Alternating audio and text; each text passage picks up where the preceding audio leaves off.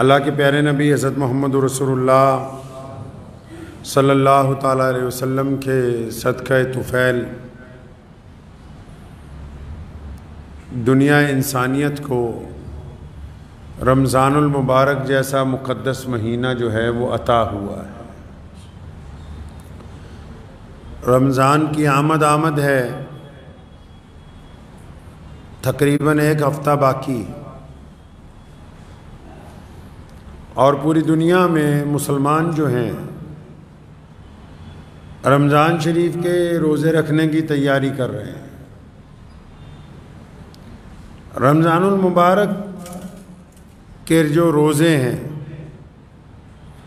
وہ کیوں رکھے جاتے ہیں؟ رمضان کیوں فرض کیا گیا ہم پہ؟ اللہ تعالیٰ نے اس کو اپنا مہینہ کیوں کہا؟ روزے کا مقصد کیا ہے؟ رمضان کا مہینہ ہم سے چاہتا کیا ہے؟ جب تک کسی بھی شے کا، کسی بھی چیز کا، کسی بھی عمل کا، کسی بھی سفر کا ہدف طے نہ ہو جائے کہ اس ضرورت کے پیچھے مقصد کیا چھپا ہوا ہے، تو تب تک وہ ضرورت جو ہے وہ کامل نہیں ہوتی۔ روزہ رکھنا، صبح کو سحری کرنا، افطار کرنا، سارا دن بھوکے رہنا، پانی نہ پینا، تمام طرح کی کھانے پینے کی چیزوں سے دوری بنا کے رکھنا، یہ روزے کی ضرورت ہے، مقصد نہیں ہے۔ تو مقصد کیا ہے؟ بالکل ایسے سمجھ لیجئے کہ جیسے اب ہم لوگ سب مسجد میں آئے ہیں، پہلے صبح غسل کیا، پھر وضو کیا، پاک کپڑے پہنے، عطر لگایا، خوشبو لگائی، مسجد والوں نے بھی مسجد کو خوب اچھی طرح سجایا، سنوارا، بہترین قالین بچھائے گئے اور تمام تیاریاں کی گئیں، ہوا پانی کا انتظام کیا گیا۔ تو یہ ہماری ضرورت، یہ تو ہماری ضرورت ہے، ہمارا مقصد تو نہیں ہے، کیونکہ نماز کے لیے یہ چیزیں ضروری۔ اچھا، جب تک کسی چیز کا مقصد نہ پتہ ہو، بلا مقصد تو انسان کوئی کام نہیں کرتا، بلا مقصد تو کوئی بازار میں کسی دکان پر نہیں جاتا۔ جو لوگ بنا مقصد بازار میں ادھر ادھر پھرتے ہیں ان کو آوارہ کہا جاتا ہے، ان کو نٹھلے کہتے ہیں، بیکار لوگ کہتے ہیں، ان کا تو کوئی مقصد نہیں، یہ تو نٹھلے گھوم رہے ہیں، آوارہ لوگ ہیں۔ اور اگر کوئی بوجھ اٹھا کے جا رہا ہو، کوئی سامان خریدنے جا رہا ہو، کوئی چیزوں کا لین دین کرنے جا رہا ہو، کوئی گھر کی ضروریات لینے کے لیے جا رہا ہو، کوئی کاروبار کے لیے جا رہا ہو، تو بندہ کہتا ہے یہ اپنے مقصد کے لیے جا رہا ہے، یہ مزدوری کر رہا ہے، یہ دکانداری کر رہا ہے، یہ کاروبار کر رہا ہے، اس کا مقصد ہے کیا؟ یہ حلال رزق کی تلاش میں پیسے کما رہا ہے۔ اسی طرح رمضان کا بھی کوئی مقصد ہوگا، آخر یہ روزے فرض کر دیے گئے، کیوں فرض کر دیے گئے؟ اللہ تعالیٰ ہمیں کیوں کہتا ہے کہ تم صبح سے لے کے شام تک بھوکے رہو، پانی مت پیو، کچھ کھاؤ نہیں، کچھ پیو نہیں، اپنے پیٹ کو خالی رکھو، حلق سے نیچے پانی کا ایک قطرہ بھی نہ اترے؟ اور پھر ایک آدھے دن کی بات نہیں ہے، ایک دو دن کی بات نہیں ہے، پورا ایک مہینے کے لیے حکم ہے کہ یکم رمضان سے لے کے 30 یا 29 رمضان تک لگاتار روزانہ سحری سے لے کے افطار تک کچھ نہیں کھانا، کچھ نہیں پینا۔ تو بھائی یہ بھوکا کیوں رکھوا رہے ہو ہمیں؟ کیا وجہ کیا ہے بھوکا رہنے کی؟ کئی مسلمان غیر مسلموں کو بتاتے ہوئے خوش ہوتے ہیں کہ دیکھو جی ہم تو روزے میں پانی تک نہیں پیتے، ہم نے تو جون جولائی کے روزہ کیونکہ ہر سال 10 دن آگے چلتا ہے نا، چاند 29 کا جب نکلتا ہے 10 مہینے میں، تو انگریزی سال میں اور ہمارے سال میں 10 دن کا فرق پڑ جاتا ہے۔ جو لوگ آج 40-42 سال کے ہیں جب وہ بچپن میں ہوں گے میری طرح اس وقت روزے جون جولائی کے اندر تھے، مئی کے اندر تھے. جب بالکل جوان ہوئے تو روزے جنوری دسمبر میں آئے. اب دوبارہ رمضان شریف دوبارہ سردیوں کی طرف جا رہا ہے تو دوستوں کو بتاتے ہیں، غیر مسلم دوستوں کو، کہ وہ بھی حیرت سے پوچھتے ہیں بھی صبح سے لے کے شام تک کچھ کھایا پیا نہیں؟ کچھ نہیں کھانا پینا؟ ہاں جی بالکل کچھ کھانا.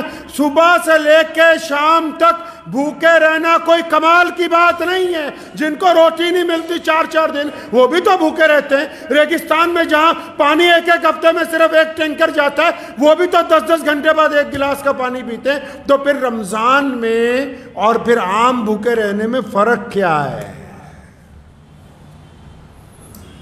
روزے کا کیا مطلب ہے؟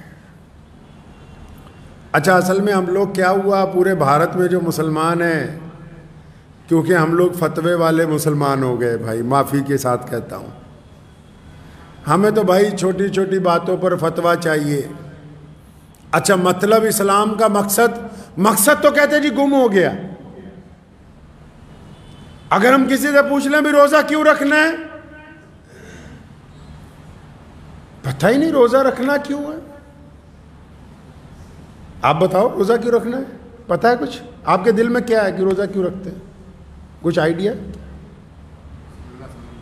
رسول اللہ صلی اللہ علیہ وسلم کی سنت کو ادا کرتے ہیں. آپ کے دل میں کیا ہے؟ روزہ کیوں رکھتے ہیں؟ کچھ دل میں ہوگا نا. کیا ہے دل میں؟ رسول اللہ کی سنت. آپ کے دل میں کیا ہے جی؟ اللہ راضی ہو جائے. آپ بتاؤ آپ کیوں رکھتے ہیں جی؟ پرہیزگاری ہو جائے. دو غلطیاں اکثر ذکر ہوتا ہے ان باتوں کا. 2 غلطیاں بھارت کے مسلمانوں نے کی ہیں. پہلی غلطی قرآن پاک کو ترجمے کے ساتھ پڑھنا بند کیا. اس کی جگہ صرف ناظرہ پڑھنے کو ہی قرار دیا کہ بس صبح شام دوپہر ناظرہ پڑھنا ثواب ہے، اچھی بات ہے، واجب ہے، ضروری ہے، لیکن ناظرے کے ساتھ اس کا ترجمہ سیکھنا فرض ہے. اس کے ترجمے پر عمل کرنا فرض عین ہے. اس کی تفسیر کو سمجھنا ضروری ہے. جب تک قرآن نہیں سمجھا جائے گا نہ نماز سمجھی جا سکتی ہے، نہ روزہ سمجھا جا سکتا ہے، نہ حج سمجھا جا سکتا ہے، نہ زکوٰۃ سمجھی جا سکتی ہے، نہ جہاد سمجھا جا سکتا ہے، نہ رواداری سمجھی جا سکتی ہے، نہ اخلاق سمجھ آ سکتا ہے، نہ کردار سمجھ آ سکتا ہے جب تک قرآن کو نہیں سمجھیں گے مسلمان. میں کہے نہیں ابا جی کا انتقال ہو گیا جی، مولوی صاحب آؤ جی ختم کر دو. لو جی کر دیتے ختم. ہمیں کیا 500 روپے دو ختم ہو جائے گا. رمضان آ گیا، رمضان آ گیا، شور مچا ہوا ہے. رنگ کر لیں، نئے کپڑے، گھر کے اندر نیا فرنیچر، نئے قالین، نئے اے سی، نیا ساز و سامان، اپنی استطاعت کے مطابق بہترین گوشت، بہترین کھانے، راشن کی لمبی لمبی فہرستیں، طرح طرح کے شربت. یہ تو ساری ضرورتیں ہیں. ضرورتوں سے آپ کو کوئی انکار نہیں کر رہا کہ آپ ضرورتوں کا استعمال نہ کریں، لیکن ان ساری ضروریات کا مقصد کیا ہے، معنی کیا ہے، رمضان آپ سے چاہتا کیا ہے، اللہ آپ سے کیا چاہتے ہیں، محمد رسول اللہ نے کیا بتایا کہ روزہ کیوں رکھا جاتا ہے، روزے کا مطلب کیا ہے. اور جب تک مطلب نہیں پتا ہوگا تو پھر بھوکے رہنے کا کوئی فائدہ ہے نہیں. قرآن میں کہا اللہ نے کہ روزے تم پر فرض کر دیے، روزے تم پر فرض کر دیے. فرمایا جس طرح پہلی امتوں پر فرض کیے گئے تھے. یہ پہلی امتوں کا اس لیے ذکر کیا کہ تم یہ نہ سمجھو کہ ہم پہ بوجھ ڈال دیا. فرمایا تم پر فرض کر دیے جس طرح پہلی امتوں پر فرض کیے تھے. فرمایا کیونکہ تم متقی بن جاؤ. کیا بن جاؤ تم؟ متقی بن جاؤ. اب آپ نے کیا سمجھا؟ متقی کون ہے؟ جس کے دسترخوان پہ بہترین کھجوریں ہیں، جس کے دسترخوان پہ بہترین شربت ہے، جس کے دسترخوان کے اوپر طرح طرح کے کھانے، طرح طرح کے گوشت ہیں، جو شام کو بڑھیا مسجد کے اندر افطاری کروا رہا ہے. کون ہے متقی آپ کے نزدیک؟ روزہ چاہتا کیا ہے آپ سے؟ نبی علیہ الصلوۃ والسلام نے فرمایا روزہ ڈھال ہے. ڈھال کس کو کہتے ہیں؟ تلوار کے ساتھ میدان جنگ میں ایک ڈھال دی. فرمایا روزہ مومن کے لیے ڈھال ہے جب تک وہ اس کو پھاڑ نہیں دیتا، یعنی جب تک وہ ٹوٹ نہیں جاتی تب تک مومن کا روزہ قائم ہے. اب روزے داروں نے کئیوں نے سمجھا کہ روزہ بھوکا رہنے کا مطلب ہے. سنیے، آپ کو بھوکا کیوں رکھوا رہے ہیں؟ آپ کو بھوکا کیوں رکھا؟ یہ سٹمک کو خالی کیوں رکھا؟ یہ کیوں کہا کہ حلق سے نیچے قطرہ بھی نہ اترے؟ تاکہ روزہ ایک انقلابی عبادت ہے. جس طرح ایک عام آدمی نوکری اختیار کرتا ہے، پھر اس کو فوج کی وردی پہنا دی جاتی ہے، جب وہ وردی پہنتا ہے تو اس کی چال ڈھال بدل جاتی ہے. کپڑے تو کپڑے ہی ہیں، عام لوگوں نے بھی پہنے، فوجی نے بھی پہنے، لیکن جب اس نے ایک خاص رنگ کے کپڑے پہن لیے، ایک خاص طرح کے جوتے پہن لیے، ایک خاص طرح کی سر پہ ٹوپی رکھ لی، تو اس کے چلنے کا انداز بدل گیا، اس کا لب و لہجہ بدل گیا، اس کی آنکھیں بدل گئیں، اس کے ہاتھوں کی حرکت بدل گئی. یہ روزہ انقلابی عبادت ہے. حکم ہوا کہ روزہ تمہیں اس لیے رکھوا رہے ہیں. کیوں رکھوا رہے ہیں روزہ 30 دن کے لیے؟ کیونکہ یہ انقلابی عبادت ہے. آپ کو اس لیے بھوکا رکھا کہ جب سحری کرنے کے بعد، فجر کی نماز کے بعد، اشراق کے بعد جب تیار ہو کے، جب نہا دھو کے گھر سے آفس کے لیے نکلو گے، جب کاروبار کے لیے نکلو گے، جب نوکری کے لیے جاؤ گے، جب سکول جاؤ گے پڑھنے کے لیے، جب بازار میں نکلو گے، تو لاکھوں لوگ چلے جا رہے ہیں سڑکوں پر، لیکن ان لاکھوں میں جو ایمان والے ہیں، جو روزے دار ہیں، ان کی چال میں فرق ہے، کیونکہ ان کا پیٹ خالی ہے، حلق سے پانی نہیں اتر سکتا. ان کو یہ محسوس ہوتا ہے کہ میں ان سب سے الگ ہوں، میں کچھ الگ کر رہا ہوں، الگ کر رہا ہوں کچھ. آج میں الگ کیا کر رہا ہے جی؟ یہ بھوکے رہنے کی وجہ سے صرف اس کو جسم میں انقلاب پیدا ہو گیا کہ نہیں، میں اور لوگوں سے مختلف ہوں، میں اور لوگوں کی طرح نہیں ہوں. آج جس طرح عام لوگ ہوتے ہیں، آج میرے اندر تبدیلی ہے. میرے کندھوں کے اوپر بوجھ ڈال دیا گیا، مجھے ذمہ داری دے دی گئی. کون سی ذمہ داری؟ کہ مجھے رمضان دے دیا گیا. تو کیا کرنا ہے جی؟ رمضان دے دیا گیا تو تم میں اور عام لوگوں میں کیا فرق ہو گیا؟ حکم ہوا روزہ مومن کے لیے ڈھال ہے. یا رسول اللہ کس طرح کی ڈھال ہے؟ اگر آپ جا کے پڑھیں گے بخاری شریف، اگر آپ قرآن پڑھیں گے تو یہ پتہ لگے گا کہ جب بندہ روزہ رکھ لیتا ہے تو سر سے لے کے پیر تک وہ ایسا ہوتا ہے جیسے کوئی ذمہ دار آفیسر جا رہا ہو، جیسے کوئی ذمہ دار عالم جا رہا ہو، جیسے قوم کا کوئی رہبر جا رہا ہو، جس طرح علاقے کا کوئی چوکیدار جا رہا ہو. کیا کرتا ہے جی یہ روزے دار؟ جب یہ روزہ رکھ لیتا ہے، روزہ رکھنے کے بعد جب یہ گھر سے نکلتا ہے، اگر کسی کی بیٹی پر نگاہ پڑتی ہے تو یہ فوراً اپنی نگاہوں کو جھکاتا ہے اور اس کا دل اس کے دماغ کو کہتا ہے کہ تیرا روزہ ہے. اگر اس بیٹی کی طرف گندی نگاہ ڈال دی، اگر اس عورت کی طرف زنا کی نگاہ سے دیکھا، اگر اس عورت کی طرف گندی نگاہ ڈال کے یہ سوچا کہ کاش میں اس کے ساتھ برائی کروں گا، تو روزہ ٹوٹ جائے گا. کیونکہ میں نے روزے کو ٹوٹنے سے بچانا ہے، اس لیے ان آنکھوں کو جھکا دیا اور اس دل نے کہا کہ میں اپنے رب کی پناہ تلاش کرتا ہوں، میں اپنی آنکھوں کو نیچے کرتا ہوں، میں روزے دار ہوں. کیونکہ روزہ اس کی آنکھوں کا بھی ہے. یہ تنہا بیٹھ کے روزہ رکھ کے جب تنہا بیٹھتا ہے تو پھر اس کے دل میں کوئی خیال آتا ہے کسی سے بے ایمانی کا، ٹھگی کا، ریاکاری کا، چگلی کا. توبہ کرتا ہے. کیوں؟ کیونکہ فرمایا کہ میرے تو دل کا بھی روزہ ہے، میرے دماغ کا بھی روزہ ہے، میرے خیالات کا بھی روزہ ہے. اگر روزہ دار کے خیالات ناپاک ہو جائیں گے، روزہ دار کی نگاہ ناپاک ہو جائے گی، روزہ دار کا سوچنا ناپاک ہو جائے گا، تو پھر بھوکے رہنے سے کوئی فائدہ نہیں. یہ روزہ ٹوٹ جائے گا، یہ روزہ ختم ہو جائے گا. کیونکہ اس کے ذمہ روزہ دے دیا، اللہ نے اپنا خاص مہینہ دے دیا. اور جو اللہ کے خاص ہو گئے ہیں وہ گندا نہیں سوچتے.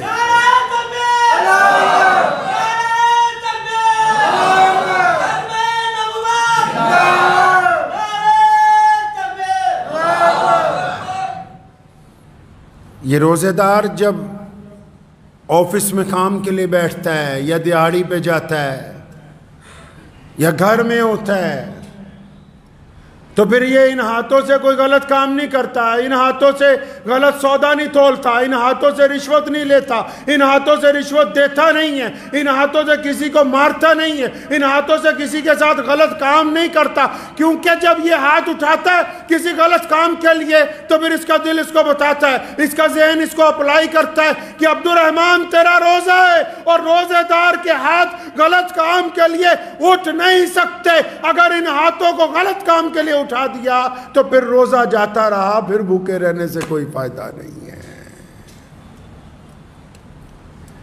روزے دار کے پیروں کا بھی روزہ ہے، روزے دار غلط قدم نہیں اٹھاتا، روزے دار غلط جگہ کی طرف نہیں جاتا، روزے دار غلط ارادے سے آگے نہیں بڑھتا، ان کے پیروں کا بھی روزہ ہے۔ اگر یہ روزہ رکھ کے غلط جگہ جائے گا، روزہ رکھ کے غلط کام کرے گا، پھر روزہ ختم ہو گیا۔ ارے اس کے تو کانوں کا بھی روزہ ہے، یہ نہ چگلی کرتا ہے نہ سنتا ہے، نہ غیبت کرتا ہے نہ سنتا ہے، نہ بدماشی کی بات کرتا ہے نہ سنتا ہے، نہ ریاکاری کرتا ہے نہ سنتا ہے۔ اس کے تو کان بھی اللہ کی اطاعت کے اندر ہیں، اس کی آنکھیں بھی اللہ کی اطاعت میں ہیں، اس کی زبان بھی اللہ کی اطاعت میں، اس کے ہاتھ بھی اللہ کی اطاعت میں، اس کے پاؤں بھی اللہ کی اطاعت میں، اس کا چلنا پھرنا اٹھنا بیٹھنا اللہ کی اطاعت میں۔ پتہ لگا یہ رمضان ایک انقلابی عبادت ہے، انسان کے جسم میں، انسان کی روح میں، اس کے لب و لہجے میں، اس کی نگاہ میں تبدیلی پیدا کرتی ہے۔ اگر رمضان آپ میں یہ انقلاب برپا کرتا ہے تو یقیناً آپ روزے دار ہیں، اگر رمضان نے یہ انقلاب برپا نہیں کیا تو پھر آپ روزے دار نہیں ہیں۔ یہ کس نے کہا کہ صرف بھوکا رہنے کا نام روزہ ہے؟ فرمایا متقی بن جاؤ۔ اللہ کو بڑا شوق ہے، آپ کبھی قرآن پڑھیں گے نا، بار بار ہر بات پہ اللہ چاہتے ہیں بندے میرے نماز پڑھیں۔ کیوں یا اللہ کیوں ہم نماز پڑھیں؟ فرمایا متقی بن جاؤ۔ فرمایا بندے میرے روزہ رکھیں۔ یا اللہ کیوں روزہ رکھیں؟ فرمایا متقی بن جاؤ۔ اللہ کو بڑا پسند ہے کہ میرا بندہ اچھا بن جائے، میرا بندہ پیارا بن جائے، میرا بندہ گناہوں سے چھٹ جائے، میرا بندہ اخلاق والا ہو، کردار والا ہو۔ اور اگر کوئی بندہ یہ کہے کہ میں تو روزہ رکھنا ہے، نماز نہیں پڑھنی، میں نے روزہ رکھنا ہے، جھوٹ بھی بولنا ہے، میں نے روزہ رکھوں گا، بے ایمانی بھی کروں گا، پھر وہ روزہ رکھے یا نہ رکھے اللہ کے نزدیک وہ بھوکا ہے۔ ایسے بھوکے آدمی کا کوئی روزہ نہیں ہے۔ رمضان آ رہا ہے، رمضان کی تیاری کیجئے، اس دل کو تھوڑا بڑا کر کے رمضان کی تیاری کریں۔ صرف گھروں کو رنگ روغن نہیں، اس نیت کو بھی رنگ روغن کر لیں۔ صرف گھروں سے کوڑا کرکٹ نہ نکالیں، اس دل میں سے بھی کوڑا کرکٹ نکال لیں۔ صرف ہاتھوں کو صابن سے دھونے سے مسئلہ حل ہونے والا نہیں ہے، اس نیت کو بھی اللہ کے ذکر کے ساتھ دھو لیں، درود پاک کے ساتھ دھو لیں، اللہ کے یہاں استغفار کر کے اس دل کو دھو لیں۔ جب تک یہ دل پاک نہیں ہوگا رمضان کا فائدہ نہیں ہے۔ متقی بن جائیں جی۔ متقی کون ہے یا اللہ؟ جو بہت اچھا ہو، خوبصورت ہو، افطاری بہت کراتا ہو، لوگوں سے ہنس ہنس کے ملتا ہو؟ نہیں، پہلے متقی وہ ہے جو اپنے ماں باپ کی خدمت کرتا ہو، جس کے ماں باپ اس سے ناراض نہیں ہیں وہ متقی ہے، جن کے میاں بیوی آپس میں راضی ہیں وہ متقی ہے، جو اپنے بچوں سے پیار کرتا ہے وہ متقی ہے، جو اپنے پڑوسی کو اپنے بھائی کی طرح دیکھتا ہے وہ متقی ہے، جو بھوکے کو کھانا کھلاتا ہے وہ متقی ہے، جو روتے ہوئے کو ہنساتا ہے وہ متقی ہے، جو نماز کے دوران دوسروں کے لیے بھی دعائیں مانگتا ہے وہ متقی ہے، جو کسی کے دل کی آزاری نہیں کرتا وہ متقی ہے، جو غریب کی مدد کرتا ہے وہ متقی ہے، جو ظالم کو ظالم کہتا ہے وہ متقی ہے۔ صرف کپڑے پہننے سے، حلیہ بدلنے سے کوئی متقی بن نہیں سکتا ہے۔ رمضان آ رہا ہے، دل کو ذرا کھول کے بڑا کر لیجئے، معافی مانگنے کا مادہ پیدا کریں، معافی مانگنے کا مادہ۔ اللہ سے معافی مانگتے ہیں، اللہ اگر معاف کرنے والے ہیں، اللہ پسند کرتے ہیں کہ آپ بھی اللہ کے بندوں کو معاف کر دیں۔ آپ کا کوئی دوست کہتا ہے کہ یار غلطی ہو گئی تو پھر کیا ہوا، معاف کر دو۔ آپ کا کوئی بچہ کہتا ہے غلطی ہو گئی تو پھر کیا ہوا، کہہ دو معاف کر دیا۔ آپ اپنے ماں باپ سے معافی مانگتے ہیں، ان کو چاہیے کہ معاف کر دیں۔ معافی کا مادہ اگر بندہ چاہتا ہے کہ اللہ سے میں معافی مانگوں، تو بندے کو بھی چاہیے کہ جو لوگ اس سے معافی مانگنا چاہتے ہیں ان کو معاف کرنے کا مادہ اس کے اندر ہو۔ آپ دوسروں کو معاف کریں گے، اللہ آپ کو معاف کر دیں۔ اور رمضان شریف میں آپ نے دیکھا ہوگا ابھی بہت سارے چندے والوں نے آنا ہے، لیکن ہماری سوچ نیگیٹو ہو گئی۔ رسول اللہ صلی اللہ علیہ وسلم کی سب سے سونی سنت پتہ ہے آپ کو کیا ہے؟ فجر کی 2 سنتیں، داڑھی رکھنا، 33 دفعہ سبحان اللہ پڑھنا۔ بہت ساری سنتیں یاد ہوگی، لیکن سب سے پیاری سنت یہ ہے، سونے محمد صلی اللہ علیہ وسلم چاہتے ہیں کہ میری امت کے لوگ پازیٹیو سوچیں، اچھا سوچیں، مثبت سوچیں، ٹھیک طریقے سے سوچیں۔ کسی کو اچھے کو دیکھ کے یہ نہ سمجھے کہ یہ زناکار ہوگا، کسی بڑے آدمی کو دیکھ کے یہ نہ سمجھے یہ مکار ہوگا، اپنے کسی بھائی کو ترقی دیکھتے ہو یہ نہ سوچو کہ یہ بے ایمانی کر رہا ہوگا۔ آپ کو دوسرے کے دل کا حال کیا پتہ ہو سکتا ہے؟ آپ نے تو خود اپنے پاس سے طے کر لیا کہ نہیں جی یہ تو بے ایمان ہے۔ اللہ کے نبی نے منع فرمایا، کہیں صلی اللہ علیہ وسلم، صلی اللہ نبی علیہ السلام نے منع فرمایا، اپنے پاس سے اندازے نہ لگائیں۔ رمضان میں اس عادت کی بڑی ضرورت ہے۔ آپ خود ہی اندازہ، نماز پڑھ رہے ہیں، کوئی آیا قریب میں، اچھا یہ کیسے آ گیا آج؟ اللہ کے بندے اپنی ہو رہی ہے یا نہیں ہو رہی؟ دوسروں پہ جج نہیں لگا دیا اسلام نے، کسی کو کسی پہ اجارہ داری نہیں دی، صرف رسول اللہ کے وارثوں کو، کن کو؟ علماء کو، اور ان کو بھی یہ ٹھیکہ نہیں دے دیا کہ جس کو مرضی پکڑ کے کہیں تو نے یہ نہیں کیا۔ ان کے لیے بھی یہ جگہ بنائی مسجد میں ممبر رسول، اور حکم ہوا کہ جمعے والے دن بتاؤ مسلمانوں کو کیا اچھا ہے کیا برا ہے، یہ نہیں کہ تم کسی ایک کو پکڑ کے سرے بازار اس کی بے عزتی کرتے پھرو۔ اسلام نے کسی کو کسی کے اوپر جج نہیں لگایا کہ تم دوسروں کے لیے فتوے تلاش کرتے پھرو۔ اپنی ہندی کوئی نہیں، دوجیاں دی فکر کری جاندے۔ اپنا سجدہ ٹھیک ہو رہا ہے کہ نہیں ہو رہا یہ پتہ ہی نہیں۔ شیخ فرید رحمۃ اللہ علیہ فرماتے ہیں، میں چھوٹا تھا نا، ایک جگہ سفر میں گئے، اور میرے جو والد کے ساتھی تھے، میرے ابو نے صبح تہجد میں اٹھایا، نماز پڑھی، میں بھی پڑھی، تو فرماتے ہیں میں اپنے ابو نے کہا کہ بابا جی یہ باقی لوگ تو تہجد اٹھے نہیں۔ جب میں شکوہ کیتا تو فرمان لگے کہ جے تم ہی نہ اٹھتا تو چنگا سی۔ مطلب جب تو دوسروں کے بارے یہ خیال آ رہا ہے تم بھی نہ اٹھتے تو اچھی بات تھی۔ ہم دوسروں کے اوپر مسلط نہیں ہیں۔ اللہ تعالیٰ نے دستور طے کیا ہے، رمضان آ رہا ہے، اگر کوئی مانگنے والا آ جائے، کیا کہتے ہیں آپ لوگ؟ کیا کہتے ہیں عام لوگ؟ ہٹھا کٹھا ہے، بڑھیا ہے، تیرے ہاتھ پیر ٹوٹ گئے تو کیوں مانگنے آیا؟ رسول اللہ کیا کہتے ہیں؟ فرمایا اگر کوئی گھوڑے پر بیٹھ کے بھی مانگنے آ جائے، گھوڑا تو پرانے دور میں مرسڈیز کا درجہ رکھتا ہے، یہ بھی دینا اس کو فرض ہے۔ فرمایا کہ اگر کوئی گھوڑے پہ مانگنے آ جائے بیٹھ کے، فرمایا اس کو بھی دے دو۔ جب اس نے ہاتھ پھیلا ہی دیا، جب مانگنے آ ہی گیا، اور محمد الرسول اللہ کا محمد الرسول اللہ صلی اللہ علیہ وسلم نے اپنی عائشہ رضی اللہ عنہ کو فرمایا کہ عائشہ اگر میں گھر پہ نہ ہوں اور کوئی مانگنے آ جائے تو خالی نہیں لوٹانا ہے۔ میرے دادا حضرت مولانا مفتی محمد احمد لدھیانوی رحمۃ اللہ علیہ، مفتی اعظم پنجاب، فرمایا کرتے تھے، میں نے اپنے والد صاحب رحمۃ اللہ علیہ شیخ اسلام مولانا حبیب الرحمن لدھیانوی رحمۃ اللہ علیہ کو ساری زندگی دیکھا۔ کئی لوگ بار بار آتے تھے، اگر کسی نے کہتے نا حضرت بار بار آتا ہے تو ایک کوئی گال، فرمایا یہ خدا کا شکر نہیں کہ اللہ تعالیٰ نے ہم سب کو دینے والوں میں رکھا ہے، لینے والوں میں؟ اللہ نے کہاں رکھا ہے جی؟ دینے والوں میں رکھا ہے، لینے والوں میں نہیں رکھا۔ خدا کا شکر ادا کریں۔ رمضان میں، اور ویسے بھی ساری دنیا میں مسلمان سب سے زیادہ بانٹتے ہیں، رمضان میں پہلے اس بات کو دیکھ لیں کیا ہمارا پڑوسی تو نہیں بھوکا، چاہے پڑوسی کا مذہب کوئی بھی ہو۔ پڑوسی کا مذہب نہیں دیکھا جاتا، ذات برادری نہیں دیکھی جاتی۔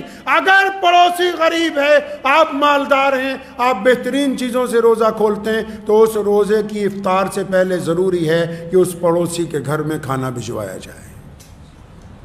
اور اگر کوئی مانگنے آ جائے تو ضرور اگلے کی ضرورت کو جتنی ہماری ہمت ہے اتنا پورا کر کے بھیجیں. اور نبی علیہ السلام کا ایک خوبصورت واقعہ سنا کے بعد ختم کرتا ہوں. بعض اوقات کوئی بندہ آتا ہے, وہ آپ کو کہتا ہے کچھ دے دو, تو جب آپ اس کو کچھ دے دیتے ہیں, خاص کر جو مالدار ہیں وہ سنیں, جب کچھ دے دیتے ہیں تو نعوذ باللہ وہ آگے سے شکوہ کرتا ہے کہ نہیں جی میں تو بہت سوچ کے آیا تھا, کہ میں تو سوچ کے آیا تھا بہت زیادہ مال ملے گا, آپ نے تو اس کے مقابلے میں. تو ایسے ہی نبی علیہ السلام کے پاس ایک شخص آیا, اس کو جب دیا تو نعوذ باللہ اس نے ایسی بات کی کہ میں تو بہت زیادہ سوچ کے آیا تھا. عمر رضی اللہ عنہ کو غصہ آیا, تلوار نکالنے لگے, فرمایا اس نے گستاخی کر دی.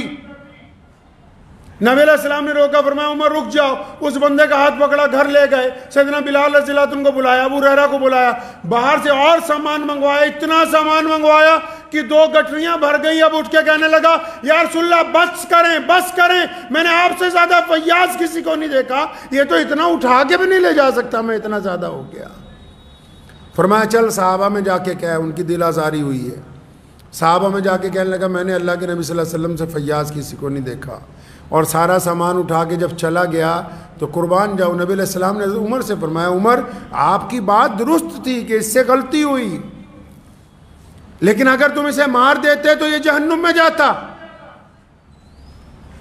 ہم نے اللہ کے فضل سے اس کی رائے کو تبدیل کر دیا, اللہ کے فضل سے اس کی رائے کو تبدیل کر دیا. محمد رسول اللہ نے قدم قدم پر امت کی رہنمائی فرمائی, جتنا دے دیا دے دو, نہیں ہے محبت سے معذرت کر دو, ہے تو پھر اس کو دے دے کے تھکا دو. لیکن محمد رسول اللہ نے ہمیں دینے والوں میں رہنے کا حکم دیا, لینے والوں میں نہیں شامل کیا. مسلمانوں کو مانگنے کی تربیت نہیں دی ہے. لیکن اس کے ساتھ ساتھ اگر کوئی کسی مسجد کے لیے, مدرسے کے لیے آ جائے, کسی بھی جگہ سے آئے, چاہے پنجاب سے کوئی باہر جا رہا ہو یا کوئی پنجاب میں آ رہا ہو, اگر تو اپنی ذات کے لیے مانگ رہا ہے کوئی سوال نہیں. نوٹ کر لیجئے میری بات دل کی تختی پہ, کوئی اپنی ذات کے لیے مانگ رہا ہے کہ میری بچی کی شادی ہے, میرے گھر میں مجبوری ہے, مجھے اپنے, چاہے جھوٹ بول کے مانگ رہا ہے, کوئی اپنی ذات کے لیے ہاتھ پھیلا رہا ہے کہ اللہ کے واسطے دو, پھر بنا سوال کے دو. لیکن اگر کسی مسجد کے نام پر, مدرسے کے نام پر جھوٹ بول رہا ہے تو پہلے اس علاقے کے کسی بڑے عالم کو پوچھو کہ یہ بندہ صحیح ہے یا غلط ہے, کیونکہ اللہ اور اس کے رسول کے نام پر جھوٹ برداشت نہیں کیا جا سکتا ہے. اس کا طریقہ یہی ہے کہ بس اس صوبے کے, جس صوبے سے وہ آ رہا ہے, وہاں کے بڑے علماء کو, کسی بھی مرکز کو فون کر کے اس کی فوٹو کھینچ کے پوچھیں کہ بھائی یہ بندہ آپ کے یہاں سے فلاں مسجد فلاں مدرسے سے آیا, بالکل درست ہے, کیونکہ وہ امانت والا ہے, ہم اس کو نہیں دے رہے, ہم تو اس کے سپرد امانت کرنے لگے, اور ہم چاہتے ہیں کہ امانت اس جگہ پہنچ جائے جس جگہ کے لیے لی جا رہی ہے. لیکن اگر وہ اپنی ذات کے لیے, اکثر میں کئی لوگ جب جھوٹا چندہ کرتے ہوئے پکڑے گئے, کئی مدرسے والے, مسجد والے, تو میں نے ان سے گزارش کی, میں کہا اگر تو صرف اپنے لیے مانگتا تو تیرے سے پوچھ تاچھ نہ ہوتی, اپنے لیے اگر صرف مانگتا پھر نہ پوچھ تاچھ ہوتی, پھر تو ہم کہتے کہ چلو درست ہے. اس لیے اب رمضان آ رہا ہے تو اپنے ذہن کو پازیٹیو رکھنا ہے. کیا رکھنا ہے جی؟ پازیٹیو رکھنا ہے. گھر میں اگر کھانا لیٹ ہو گیا, پازیٹیو ویو رکھنی, کوئی وجہ ہو گئی ہوگی, کوئی دیر سے آ رہا ہے, ویو کو پازیٹیو رکھنا ہے, ذہنیت کو ناپاک نہیں ہونے دینا. کوئی سفیر آ رہا ہے, کوئی بزرگ آ رہا ہے, تو یہ ذہن میں رکھنا ہے کہ اللہ کے دین کے لیے نکلیں. کون آتا ہے کسی کے لیے مانگنے کے لیے؟ اگر کسی سفیر کو مسجد والوں نے ٹھہرا لیا تو کوئی احسان کا کام نہیں کیا. اگر تم دین کا کام کر رہے ہو, وہ بھی دین کا کام کر رہا ہے. اگر ان کو 2 وقت کھانا کھلا دیا تو کوئی بڑا کمال کا کام نہیں کیا. آپ اگر دین کا کام کر رہے ہیں, وہ بھی دین کے لیے مانگنے کے لیے نکلے ہیں. بے ایمانوں کو پکڑنا ایک الگ بات ہے, لیکن اچھے لوگوں کی حوصلہ افزائی کرنی ہمارا کام ہے. محمد رسول اللہ کی سنت ہے کہ جب بھی کسی نے نیکی کے لیے قدم بڑھایا, محمد رسول اللہ نے اسے شاباش دی ہے, ہمت افزائی کی ہے نیک لوگوں کی, نیک لوگوں کو دلاسا دیا ہے. قرآن نے بھی دلاسا دیا نیکوکاروں کو بھی, اور اللہ نے, رسول اللہ نے تو گنہگاروں کو بھی دلاسا کیا کہ ما غرک بربک الکریم, کہ آؤ میرے بندو, ڈرتے کیوں, آؤ تو صحیح میری طرف, میں تمہارا کریم رب تمہیں معاف کرنے کے لیے تیار ہوں. تو کریں گے رمضان کی تیاری انشاءاللہ. رمضان کی تیاری کرنی ہے دل کو بڑا کر کے, توبہ کرنی ہے, 2 رکعت نماز نفل پڑھ کے اللہ سے توبہ کرنی کہ یا اللہ جو سو ہوا, آج کے بعد نہیں کچھ کرتا ہے انشاءاللہ تعالی. حرام کام سے دور رہنا ہے, ماں باپ کی نافرمانی سے بچنا ہے، بھائیوں کی غیبت سے بچنا ہے، شریکت داروں کی غیبت سے. وہ چاہے جو مرضی کرتے رہیں، جو مرضی کر لیں آپ کے مخالف، آپ کی نیت پاک ہونی چاہیے. آپ ان کے لیے دعا کرتے رہیں، اپنے لیے دعا کرتے رہیں، آپ کو اس سے کوئی لینا دینا نہیں. میرے والد صاحب رحمۃ اللہ علیہ فرمایا کرتے تھے، اگر کسی نے کہنا فلاں آدمی غلط ہے، بڑی خوبصورت بات کہتے تھے، تم نے اور ہم نے اسلام کے لیے کیا کیا یہ بتاؤ بس. ان باتوں کو چھوڑو، کون کیا کرتا ہے، کون کیا نہیں کرتا. تم نے سماج کے لیے کیا کیا، تم نے ملک کے لیے، تم نے اپنے دین کے لیے. کیا کبھی کسی روتے کو ہنسایا ہے؟ کیا کبھی کسی غمزدہ کو خوش کیا ہے؟ کیا کبھی کسی غریب کے منہ میں لقمہ ڈالا ہے؟ کیا کبھی کسی ننگے کو کپڑے پہنائے؟ کیا کبھی ظالم کو ظالم کہا ہے؟ اگر تو تم نے اپنی ذات سے کچھ کیا ہے تو اللہ کا شکر ادا کرو. دوسروں پر نکتہ چینی کرنے سے گاڑی چلنے والی ہے نہیں ہے. دعا کیجئے اللہ تعالیٰ مجھے بھی آپ سب کو بھی ان باتوں پہ عمل کی توفیق عطا فرمائے. وآخر دعوانا ان الحمدللہ رب العالمین.